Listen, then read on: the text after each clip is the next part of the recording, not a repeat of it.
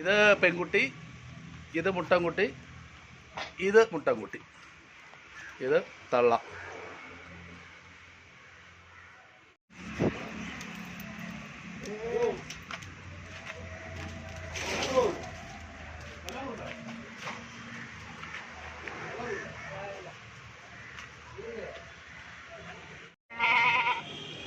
പ്രസവിച്ച് 10 ദിവസമായ 10 ദിവസം. 2 കുട്ടികൾ.